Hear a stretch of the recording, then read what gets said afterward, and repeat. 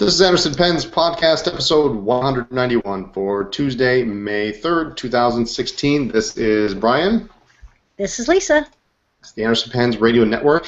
And to our side, because I don't know which side it is, we have some very special guests with us from the land up north. Everybody please give a warm welcome to Dr. Stephen Brown and Azizah Asgarali. Hi, everyone. Applause, honey. I'm sorry, I didn't have my... Hang on, where is it? Gotta have your applause. I was even expecting it. I was waiting for it. It was giving me trouble here. We were too busy talking before the show, dude. I know. That's true. That's true. We were very excited. This is what happens when you get pen people. You guys are hanging out in. It's wonderful to have you here. You've been hanging out in Canada for a couple of days. Yeah. Yeah. Globe-trotting, as it were. You were so close. You could have almost stopped, and gone to the Chicago Pen Show. Yeah. True. We are very close. Yes. Shoot. So that was my segue. How far north are you guys? Well, we're just outside Toronto, so we're not too far. A couple hours, I guess. Yeah. As the moose walks. Do you have a moose problem up there? Yeah, yeah. Yes, it's Mickey Mouse. Oh, yeah. I'm very jealous that we didn't get to go. Mm-hmm. You know, it was a really good show this year. The hotel was much better. Yeah, it reminded me of like the days of old, you know? I mean, I guess we were only out of the West in 1 year, but it seemed like forever. One huge room. And we got there on Thursday, and it was busy. Holy smokes. Yeah. Yeah, we got there in time to what we thought would be set up, or at least unload the car. And the half of the ballroom that was open was almost full. Yeah, there were almost. You know, I don't want to say it was as busy as LA, but it was as full as LA is on a trading day. Lots of people. I heard there were some pretty big deals going around, and it looked like everybody was pleased with the setup. The lighting was good in the ballroom. That's half the battle right there. Yeah, that's nice. Yeah, but certainly better than last year's hotel with 3 different ballrooms scattered around the hotel. That was just not great. Well, and to reiterate on that, a lot of people are complaining about that. It was either to have a show or not have a show. So, right. You know, it wasn't great, but they did the best they could. And now it looks like we've got a solid hotel in a nice location. There's you can walk right out the hotel, and there's, what did they say? There's 30 restaurants within a several block area. Yeah, right across from the hotel, just across the kind of road that leads to the hotel, is a big shopping center. There's a Target, there's a PetSmart, there's a Staples or an Office Max, a Home Depot. I mean, anything that as an attendee or a vendor you could need is right there. And then a boatload of restaurants. So it was really a good location. Although the GPS decided to take us home some really weird way, like through the middle of nowhere. It was scenic route. Scenic, yeah, that's the word. But the show was good. We got to see a lot of people. We got to do the anniversary thing, and the anniversary thing. 6 years in, we're now just it's being reduced to the anniversary thing. You know, it still tickles me when people come up and say, you know, oh, I was at your wedding, and so many people kept saying, okay, now how long has it been? It's been like 3 years. Somebody thought 8 or 9. Somebody thought 3. Somebody thought 4.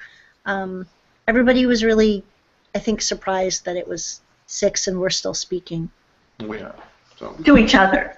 To each other, yeah. To exactly. each other, yeah, right. Exactly. Well, you know, all those long drives in the car, you have time to hash out whatever. You have to, right? I mean, coming back from San Francisco, it's 48 hours or whatever it is. If you don't get along, it's just not going to work. It's a long drive.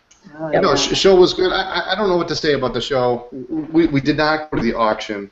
I did see the auction preview. I don't know why. It was exhausted by the time Thursday was done. I will go out there and embarrass myself and say that at 7:30 on Friday night I was asleep in bed. I don't think that's embarrassing. I think that just means that the show was extremely exciting. No, it was an intense show. It was. There was something about it. I do feel that there was an energy in the air. This is year 2 for Paul Contorado and Roger Wooten running the show. They did a good job. It was 3 solid days. I think I don't know what I don't want to. We have guests, so I don't want to expound on it. But it was a good show. A lot of great people. Very busy. A lot of people through the door. I saw some cool pens. I turned down some cool pens, unfortunately, but. And that's why we stay happily married. Yes, I had the best pen that came to the table that I had to shoo away was a mint, and I'm talking mint, red hard rubber, Aiken Lambert Mercantile, big pen too, and it was probably, for that type of pen, number 4 size, maybe a little bigger. I mean, it's an odd size. Perfect, red hard rubber feed, nothing wrong with it, and I had to send it away. Wait, why? Well, I have one. but 1 is never enough. 2 is better. Azizah. Yeah, and actually the funny thing is I knew this gentleman was coming, and I knew he had it, and I said, well, I have one. And then when he came there, I was shocked to see that I think it's a different size. I think it's like a slight size bigger than what I have, but I knew there was. The marriage is kind of balancing here, so let's not overdo it on why you had to take it or not take it. Well, see, that's where we can segue right into new pens. Why don't we do that? How's that sound? Yeah. Oh yeah. So, I think everybody here has probably got new pens in the last little bit. Oh yeah. Yep. Why don't you guys go first? Why don't you go first? Oh, Yours is very exciting. Yeah, I am. Because you've been looking at it for a long time. I've been looking at it for a long time, and I have to admit that exactly. But timing was slightly off there, but that's okay. But I've been looking at it for a long time. Now I know that the camera we're using is not the crispest in the world. It was a last-minute camera. We apologize. It's a classic Pens LB5, which is a very limited pen. It's what Andy Lambrou made together with Sailor. For those of you interested, it is a T of 50.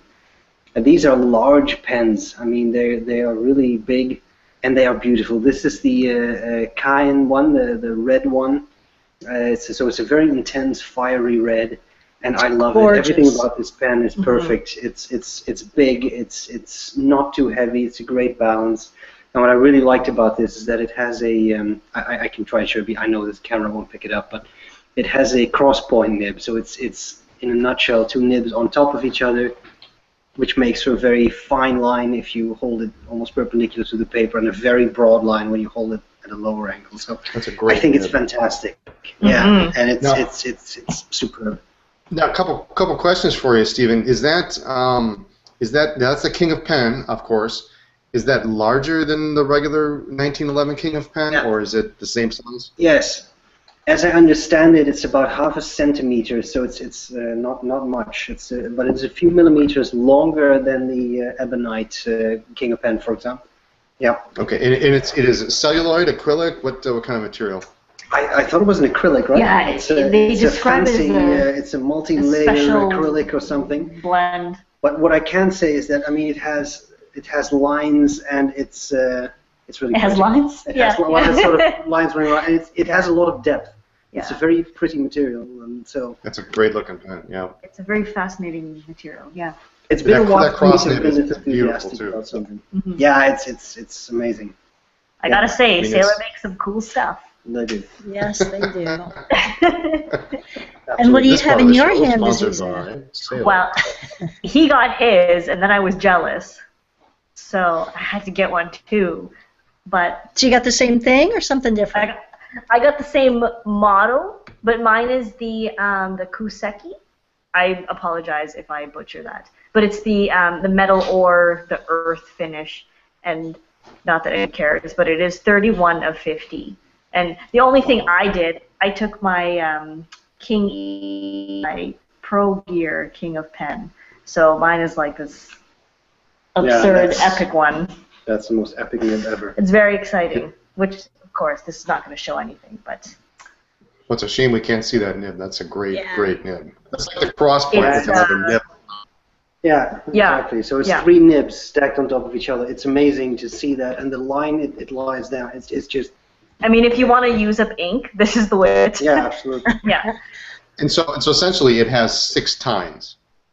Yeah, it's fascinating, and the slits, if you look at it straight on, actually run all the way through and across like this. So it's really amazing that they've thought of this. Yeah. Oh, I really enjoy it. 4? I wonder if they do 4. Man, Nagahara's busy enough. No, right? And is this the Emperor version of the King Eagle, or no? No, it's just a regular. But what is interesting is that actually, even though it doesn't have that Emperor thing, which is supposed to give an extra good ink flow, I don't think it ever skips or runs dry. It's just perfectly tuned. It's amazing. It keeps up very well. And the same thing goes for the crosspoint I have. I think I just empty the converter before it even has a chance to run dry. Yeah, it's amazing how consistent they made that. Because, I mean, of course, I understand the benefit of the Emperor thing. But, yeah, I don't even miss it.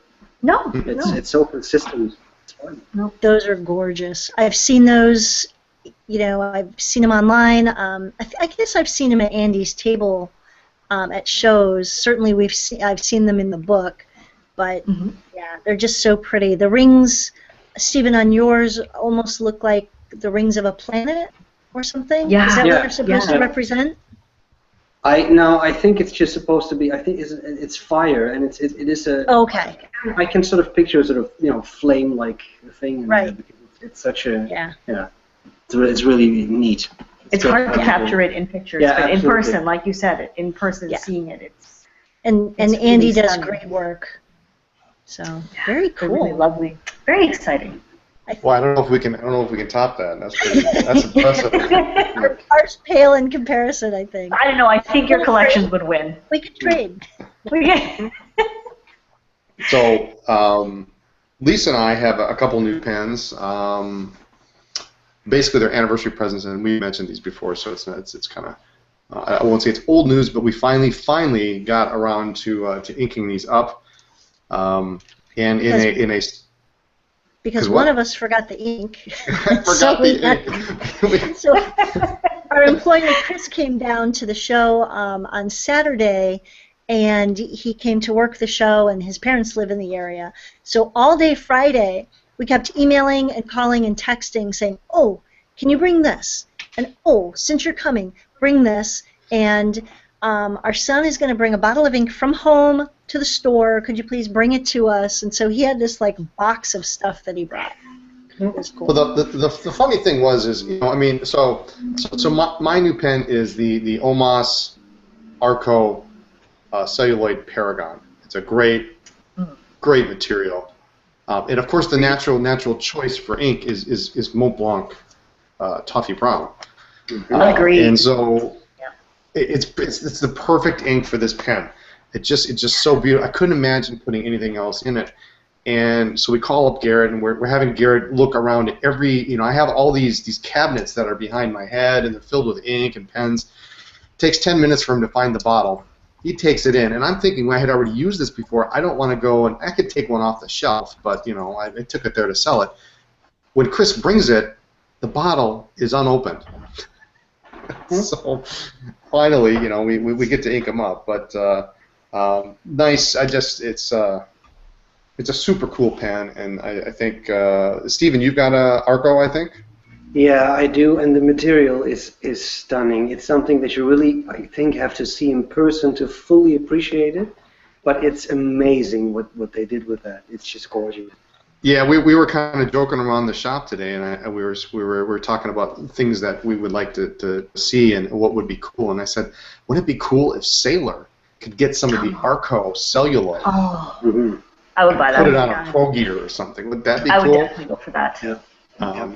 But no, it's a super pen. Initially, I wanted the Milord because the Milord has the matching section. And it's a nice, but it was not available when we heard the news. I got the only one that was available was the Paragon, which is okay because it has brothers and sisters now. So Because that's all you're getting. that's all. That or a preppy. That was my new pen, and Lisa got 16 new pens. You know, 16? Well, he's exaggerating a little. We don't keep track, just like with kids at Christmas, you don't necessarily keep track to the penny of how much you spend on one person versus another. But I will certainly say that Brian's was not cheap, even at our dealer cost. And so he got one pen, and over the course of the past couple months, I've gotten several. Several Vanishing Points. Now, what just say what you got? I mean, I got the Burgundy Decimo. I got a Vivid Red 2009 limited edition Vanishing Point. What else did I get? the black one with the snow. Oh yeah, I'm gonna get to that. Oh, okay. Yeah, if you haven't seen, this is the Vivid Red. That's very vivid. Oh, looks like Yeah. a Jolly Rancher. Yeah. Hereafter called the Jolly Rancher Vanishing Jolly Point. Rancher. That's good. I like that. And you know, Brian has a couple 149s. Last year, I got a Vanishing Point, and Brian got a 149. And she got 2 pens last year for my ones. I did. One was a Sailor, one was a Vanishing Point. The That copper seems fair. last year, right? I got the copper. Yeah, last year she got serial number 149, so that was my thing. We each got a 149 A 149. for the anniversaries.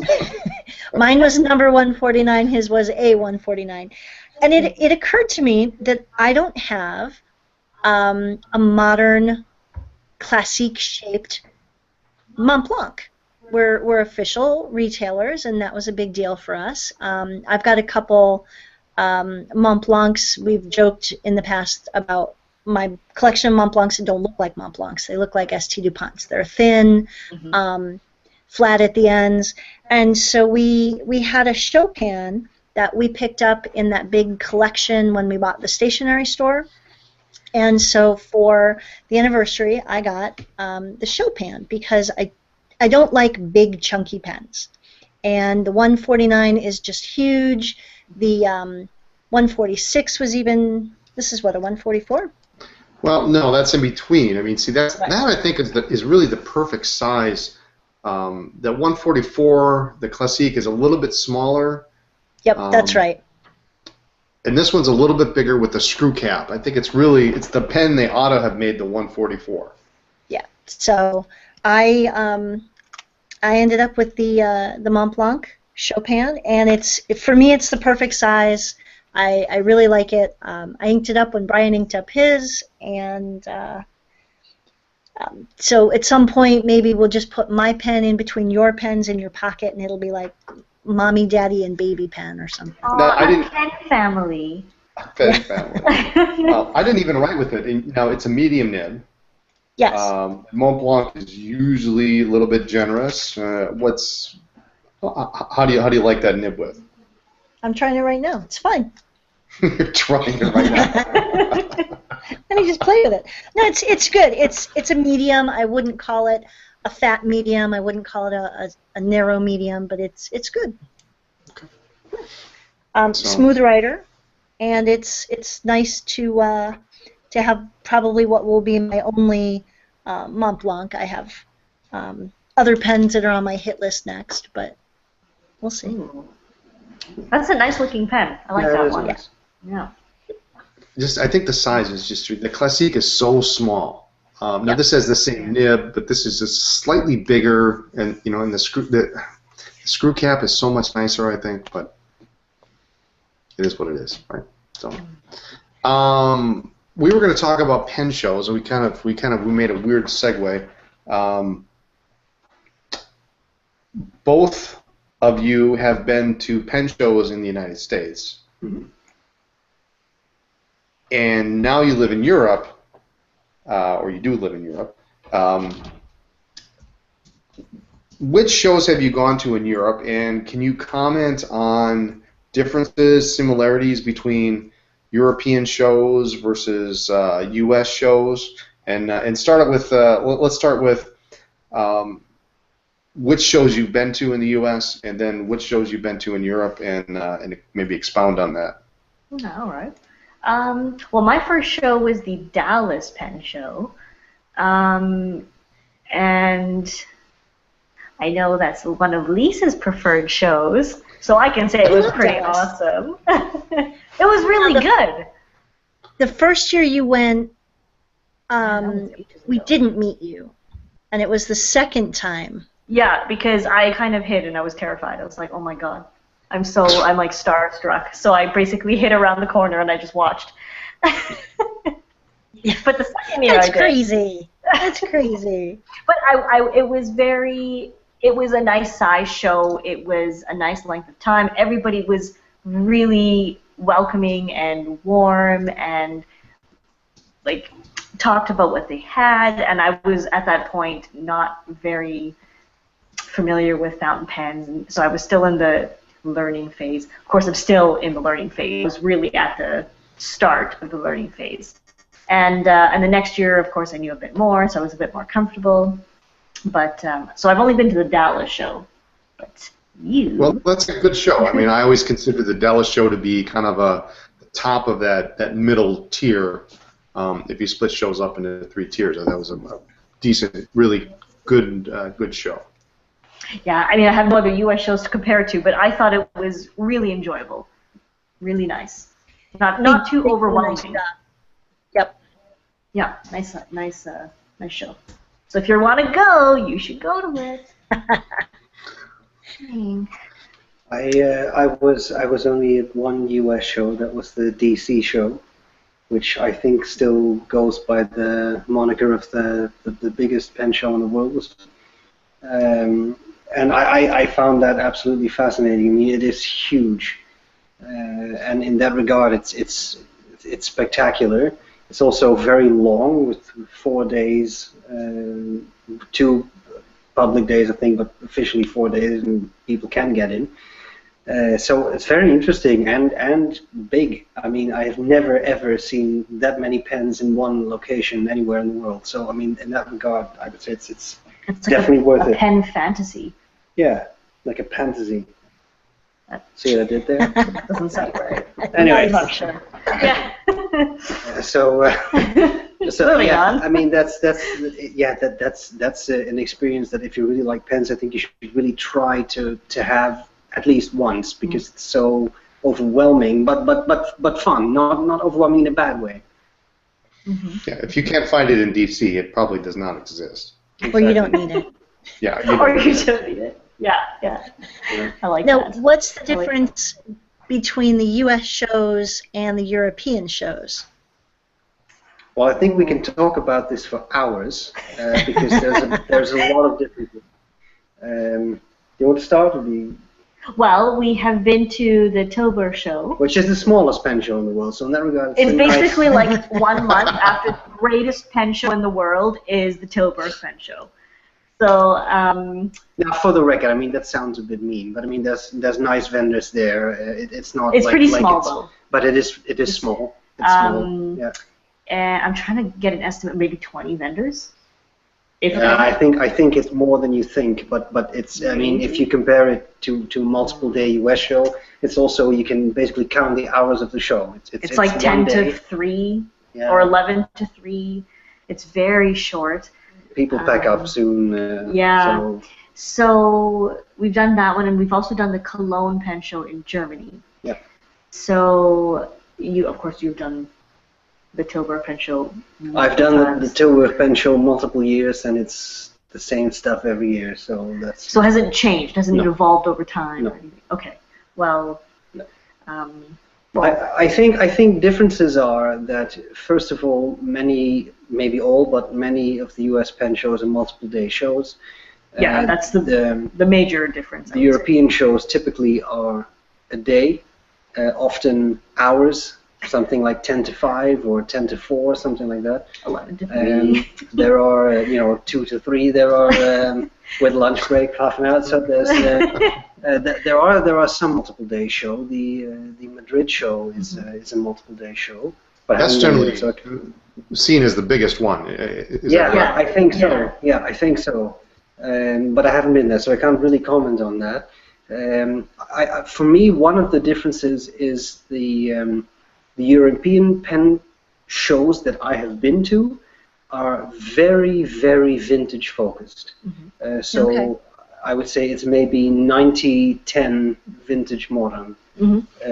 Yeah. So it's very vintage. It's a lot of traders who are not necessarily professional pen sellers or traders, but people who go there to exchange their the double pens in their collection, etc. And one thing that has really struck me is the difference in attitude, and I don't know if that is just a cultural thing. I do think that maybe American people are a little bit more outgoing than European people can be, but I mean, in Cologne there was this lady. I had a pen that I was trying to sell, and she had a number of those, and she was just reading the newspaper and was kind of like, yeah, I can't really be bothered, so I'm just sitting there. So a vendor is sitting there, not paying any attention to potential customers. But I mean, we were actually looking at her pen. Yeah, I mean, you're standing We're there interested in trying her to, pens. like, but nothing happens, and I have not experienced that in the U.S. There seems to be much more interaction, and I think enthusiasm in the vendors. That's not to say it can't happen at either show. No, of course, But, but it's striking. Yeah. So why do you think there aren't more multi-day shows? Is it just are there more shows in Europe? Are there the same number? I mean, here in the U.S. we've got what, 14, 15 a year, something like that. Well, There's quite a few here, there surprisingly. is quite a few. I also think that I found it very interesting that I basically saw all the same faces in Cologne that Yeah. I've seen in Tilburg for 6 years. So I think it's the same people that travel around a bit.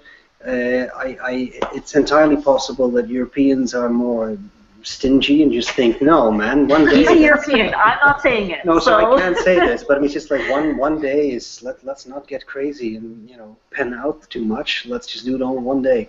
But I think that's one difference, that the majority of vendors at the European shows aren't professional vendors. They may do a bit of stuff on eBay but I think it's mainly collectors who are there to trade things themselves. Whereas in the US, there's a lot of people like you and other for example, I have never seen companies represented in European pen shows. So Parker doesn't show up at a pen show or whatever brand. They don't do that. Even European brands. I mean, Montblanc is not Like at a pen show. Lamby doesn't show up. So that's another thing, that another difference, and I think that also makes it less interesting to have a multiple day show, because it's just a couple of amateurs, and I don't mean that in any negative Sure. sense. Right. Well, it's basically Collectors. collectors. Yeah. Yeah. People go out of their way, they take a day off or whatever, and that's when they're there. Yeah. It's a big investment, I think, for vendors or anybody to haul themselves out to get to a show, especially if it's only for 5 hours. Yeah. But does it make it more intimate? Do you get more one-on-one time when you're looking at a pen? I mean, you both have been to fairly busy shows, and sometimes it's too busy to really chat or to get the history of a pen and really learn anything. Are the European shows a little more helpful or intimate, I guess, is what I'm thinking. I mean, relatively speaking, Europe is smaller too. So even at the Schola Tilburg, which is small, pretty much every Dutch serious pen collector is there at the peak hours. So even then, it's small, but it's very crowded. Yeah. I think the best interactions we have had at European shows was with American vendors. Or English vendors. Or yeah, It's very interesting. Yeah. I think, I mean, if the vendors actually show interest in you, then that's one thing. Yeah. But, when I don't know if it's a language barrier for me. No, but I mean, you of course speak Dutch and German, but no. yeah, it's very. Now, I just want, because now I'm getting the feeling that I'm getting very negative about European shows. I mean, it's a lot of fun at European shows too. They're still worth it. Yeah, still it is worth it because you meet like-minded people. And you do. For sure. I wish they were longer though, so that you could spend more time looking for what you're looking for, so you can ask more questions, learn more about the pens. You know, meet more, pen fans. And maybe it's also a matter of having to be more assertive at European pen shows and really approaching the vendors very directly with your questions.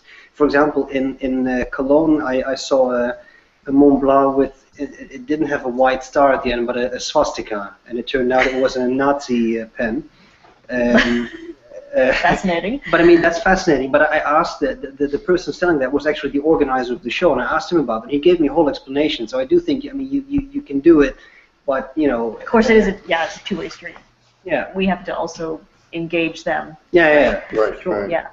But, so I think that the thing that would interest me most about European pen show, and obviously you have, and especially from the vintage standpoint, you have a different pool of pens.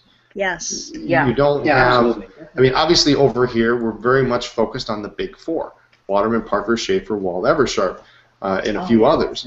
But I mean, what percentage?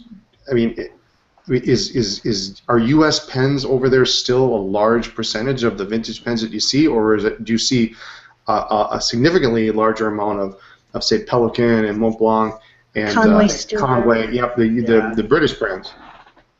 Well, Cologne, particularly, was. We were surprised that it was like almost all Pelican and Montblanc. It's black and green. It was almost comical. It's all it's crazy. Yeah. Because it's really.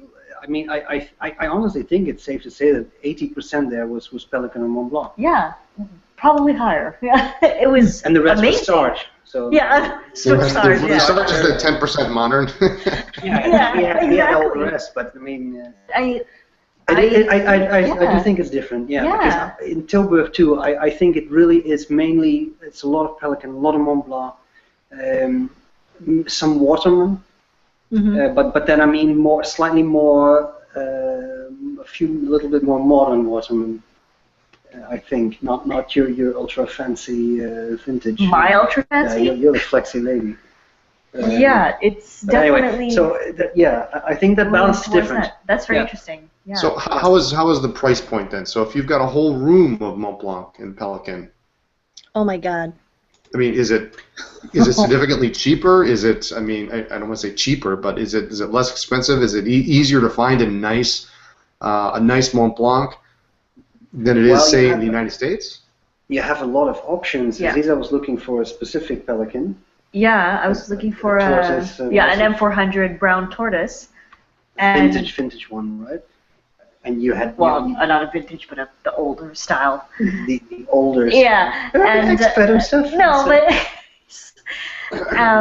and there was quite a range that went from something I think like 80 euros, where one was in decent condition but engraved, all the way up to something like 225, where it was in very good condition, but I wasn't willing to spend $225 on it, and I found something at a pretty low price in excellent condition. So with so much to choose from, you definitely have a bigger range and the of choice. But the price range is also greater as well. So of course, if you want something really expensive and new old stock essentially, or mint condition, you can pick that. Or if you want something that's user grade, you can get that as well, which is not a bad thing.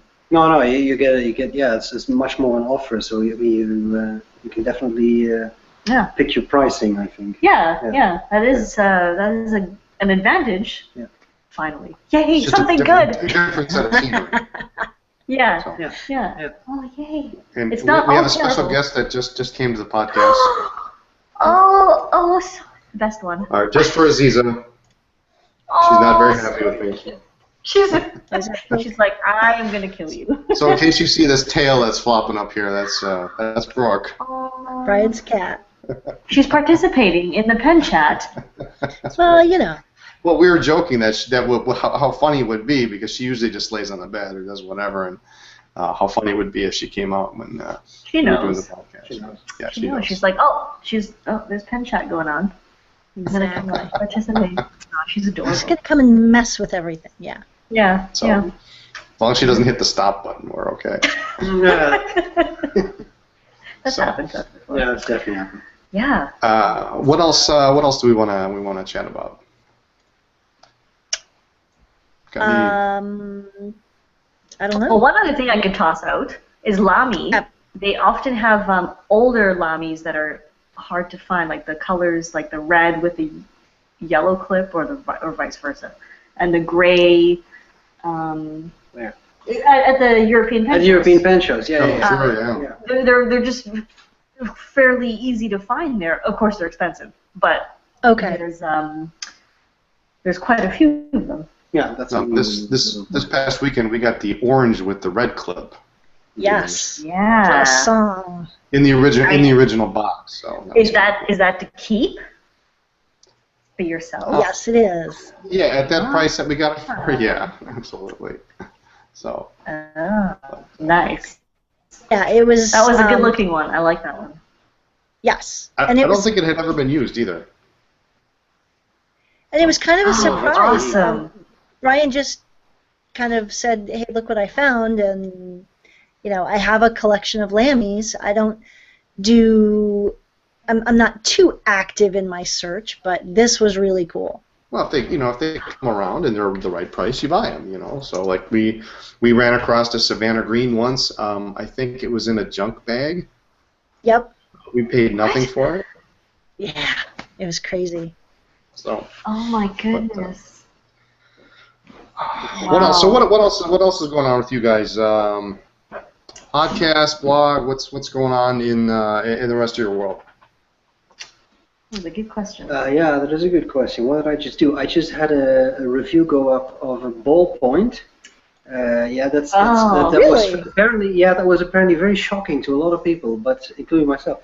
But Very controversial. Did that hurt? No, it was sent to me, but it was a very special ballpoint. I don't have it right here at hand, but it doesn't matter. It's the Fotografica pen, which is made by a German gentleman, kind of to honor his grandfather, who was a photographer, and it's made like sort of an old Leica, so it has that sort of fake leather covering that the old cameras have, and the coolest feature is that you can take out a little thing in the back of where you twist it to engage the tip. Tip. Yeah, as you can That's see, really I have no ballpoint terminology, but in any case, you take it out and there's a little lens in there and there's a little photo positive. Someone explained to me, not a negative but a positive, so it's a little picture and you can hold it up to the light. Yeah, it's really neat. So it's Like itty bitty, cool. but it's really cute. It was a limited edition, and it was I thought it was very neat. Even though it was a ballpoint, I mean, if you have to have a ballpoint, you may as well have something cool and gimmicky, and that's definitely that. So that was neat. Yeah, it is really cute though. Yeah. Yeah, that's kind of fun. What about you? Wow. What did I do? I don't know. Oh, I just reviewed the new ink, the new Edelstein ink, the aquamarine, which is super nice. Isn't that pretty? Yep. It's such a beautiful color, and I always think, a similar color. I don't need another blue-green, and then I play with it. I'm like, oh, I guess I do. It's really nice though, and it looks great in the Pilot Parallels, of course. So anybody asks, they're like, what pen should I get to make my ink look good? I'm like, Pilot Parallels. Or LB5, but That'll be fun. Yeah, there's a little bit of a difference between the two, right? Just a little bit of a difference. It's like, Any particular parallel, or just all? I mean, there's 4 of them, and they're not that expensive. Wow. If you want a reasonable one to use for everyday writing, I would say the 1.5. But if you want one for like absurd playing with, I would go with the 6mm. We're not in this for, you know. We Yeah, also use the snow shovel. The 6.0 no works as a reasonable. snow shovel in the winter. It's yeah, exactly. It's so good. And it's very neat. If you really want something that brings out the shading of an ink, that definitely definitely does it. Yeah. And they're fun, and they're so They're just you know, fun and fairly inexpensive too. I think so. I think so. Yeah. Those are awesome. Pens. Everybody needs one. I think so. Shameless plug, but everybody needs one. I think I have all of them. It's really ridiculous.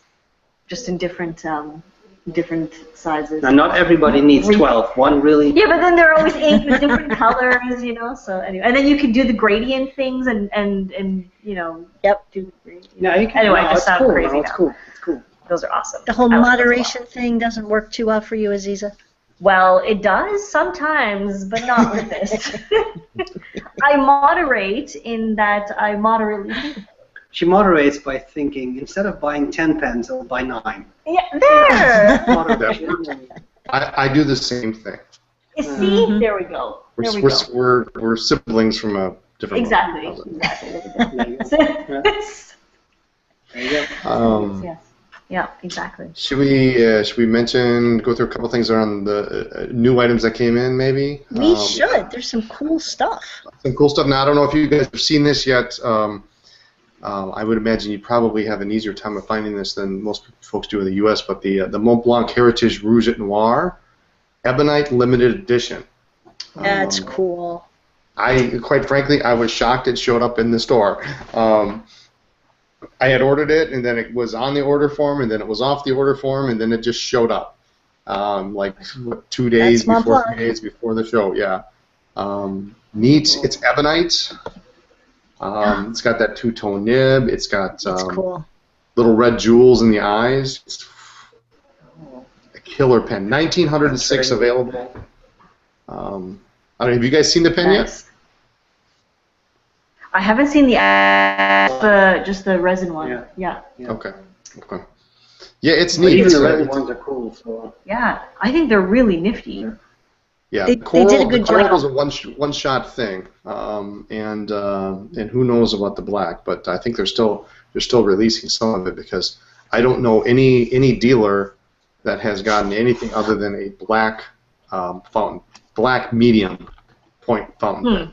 No corals, no black lines. That's it. So, I wonder what they're doing. yeah. Very sneaky. I don't know. So that came in, and also there's a little story on the website.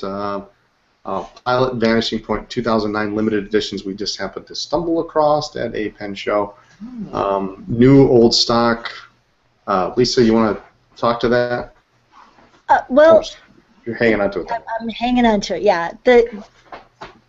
I should have brought the regular red with rhodium trim home to show you the difference. This is definitely bright red.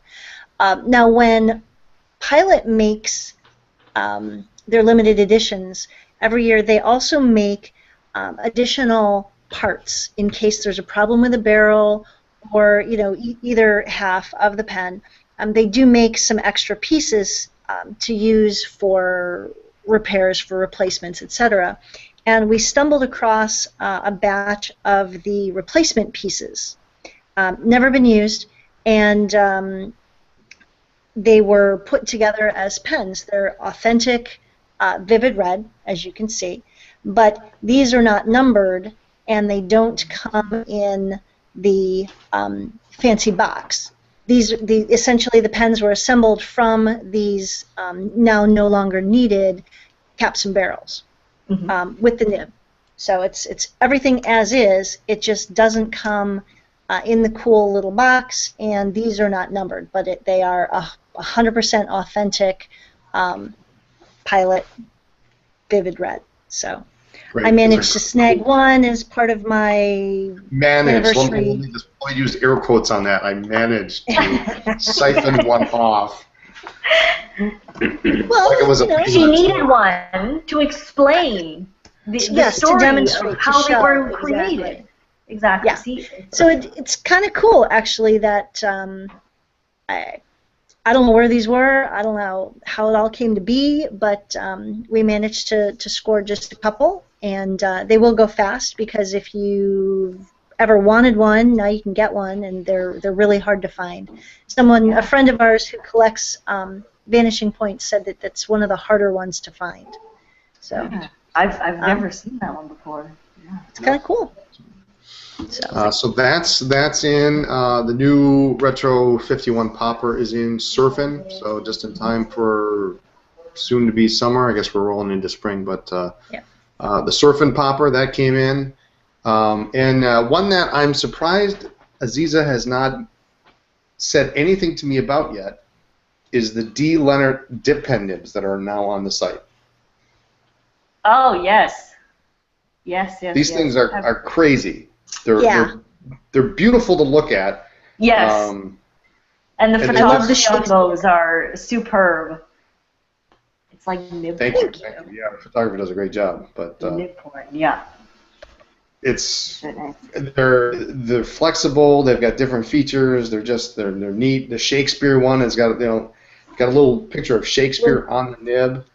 That's just fun. Stop this! They're torturing me.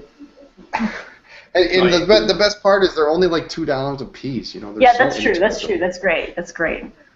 You know. It's exciting. So, those, and then I guess last but not least, the Twizz Be Eco Clear made its way, and that is here. I don't know what more to say about that. Inexpensive piston filler. It's clear. That's a pretty awesome starter pen. And it's clear that they will be popular. Oh my goodness. Yeah, and and it hasn't. I think the Eco hasn't. We haven't had. I can't think of any issues that have come out. I mean, Twizz Be's really kind of solidified some of their issues. Yeah. With some of the materials, I think it's a decent pen. So. Yeah, it's been going. The was pretty solid. Yeah. Ours performed quite well. Yeah. I was pretty impressed. Yeah. Yeah. Simple and who doesn't like a clear pen? And well, actually, I don't. I'm not a demonstrator Crazy pen. People. That's not my preference. But a $29 piston filling pen is really name another one. Yeah, that's pretty awesome. Yeah. Yeah, short of not a good one. That's in a class all its own, I think. So. Interestingly enough, though, I think it almost competes against itself against the 580. I mean, the 580 is $20 more, and you're getting sort of the same pen. Yeah. Mm-hmm. You know. Yeah, that's true. And I like the size of the Eco better for my hand. I have a smaller hand. I think the 580 is too big, and when you try to post it, it's way too long and too back heavy. Yeah, it's a very strange posting. I like the Eco. Yeah. So, cool. Well, that's in. Let's hit up a couple topics, and I'm going to bet that Azizah can comment on some of these topics that came up on the blog. It was week 2 of Pencil Week, extension of Pencil Week that we had a few weeks back. Palomino Blackwing and mixed grade graphite sets. Yes. These are cool. I kind of like that mixed grade set. It's got a couple of each of the different grades. It's not expensive and an easy way to get a full set instead of buying onesie twosies. Also orange. And it's orange, right? I mean, what's not to love about orange? He knows nothing about pencils, so don't worry. I know very little about many things. So we could just ignore him. It's okay. Don't worry. Palomino makes phenomenal pencils. Yeah. They're not as cool as those Namiki impressions, but no, that's true. That's true. Now the funny thing is since we got those pencils, Lisa and I have been on this search to find the Impressions fountain pens. And who did we see had one? Linda Kennedy had one. Linda had one. Yeah, she had the blue or the blue and purple or something like that. Oh man. Oh man. Beautiful pens. Yeah, absolutely gorgeous. It's like, oh, what a pretty pen. Would you like to sell it? Or get the matching pencil. Well, and Ron Zorn has one on his table that he's had on his table for half a year at least, 6 months, 9 months, and it's a nice. It's the brown version, except it's got like an extra fine nib that's been ground to a needle point. Oh, Completely useless to me. Yeah. It's like, You know. sorry. No, I can't work with that. No. So, you know, and it's not like I have extra Namiki nibs lying around that you can swap in. You know, so you could put the custom 74 nib in there, but then it's a pilot nib and that's just weird. Yeah. And speaking of Japanese pens, Platinum 37, 76 centuries, price drop on a couple of those pens. It's just a small drop. Say that again. Price drop? Price drop, yeah. You don't hear that every day. No. Black in gold, pretty much the gold trim, 37, 76 centuries. Drop about 26 bucks. The catch is pen does not come with a converter at that price point. So, but that's that, and the Schaefer Tyrannus, which is an interesting pen. I think I wonder how the Tyrannus is going to be looked upon in like 30 years. Yeah. Right? I mean, it's the most different pen. Yes. Yeah. That Schaefer came out with, and you wonder if it was a great idea or a really horrible idea. I just can't figure it out. They're colorful at least. Yeah, the new ones were pretty great. colored. Yeah. I was confused the two. Yeah, that was a very interesting idea. Yeah. I think pretty much most people agree that if they would have taken the Schaefer off of the top of the pen, It's like we It know wouldn't it's have been quite so obnoxious. Yeah. But points for trying something different. Yes. Yeah. There's only one way to find out is try. I was shocked because most of their pens are it's black and chrome with gold trim and chrome black with chrome trim. It's the same 4 or 5 patterns, and then they come up with this thing, and I'm like, this is either going to be a huge hit or it's going to be a huge flop. Well, as it turns out, it was kind of a flop, and I think it has been discontinued except for the Ferrari version. I think is the only one that they still make. Interesting. Really? Yeah, which also surprises me that they still make that pen. Yeah. That's hilarious. Anyway, that's what's going on in the blog. What else do we have? Anything? That's about it. It was it's been a busy week with getting ready for the show, being at the show, coming back, and then this week we've got some crazy things going on at the store and the office. We are acquiring some new furniture and display units, so we're going to be moving those around tomorrow, and probably Thursday as well. There's a lot of stuff to. As if we needed any more display units. No, this one's cool. It's this big glass multi-unit fixture that we're going to move into the back of the store where the paper is. I'm very excited. Is it from IKEA? What? Sorry? No. Is it from IKEA? No. No, it's just I hope not. So. I'm simulating an IKEA wrench. So weird. No, it's already assembled. We just have to figure out how to get it from the second floor down to the first floor. Oh dear. Out the window. Yeah. Because we do have an escalator. What do you think? It's big. It's too big to fit on the dolly, and it's too heavy. I don't necessarily want to take the whole thing apart. I mean, there was how many glass shelves do we count? There's like 3, 6, 9. There's 12. like 35 different glass shelves on this thing. Oh. Yeah. So we can take the big ones off and maybe load it onto a bigger dolly. We'll see. That last piece will be a challenge, but once we get it downstairs, it's going to be awesome. We're very excited. Awesome. That's cool. Yep, got to mix it up. Oh. Yeah. Let's see what else. Oh, the dark lavender, the dark lilac, the Lamby dark lilac pens finally came in. So those are cool. We have those, but no ink. We got They sent us four cartridges. 4 sets of cartridges. That's Yeah, I ordered several dozen, and we got 4. Not 4 dozen. We got 4 total. We got the pens we'd ordered, but no bottled ink at all, and that's going to be mid to late May before those come in, which was hugely frustrating, but at least we got them in before we left. Yeah, we actually waited to leave until two things Until came it came in. The Lamby, and we had a package from Sailor, which included some nice bespoke pens. But yeah. Yep. So that's it. Shoutouts, unless there's anything else. Nope. Shoutouts. So many people, and I didn't write everybody down. I should, and so I apologize. Everybody was there, and I'm not going to name you, and I'm sorry. Big hugs, though, to Sharon and John, who came down. Justin was there. Guy, Seth, John Bemis, our friend Jim from Canada. Who took the coolest picture? Where is that picture?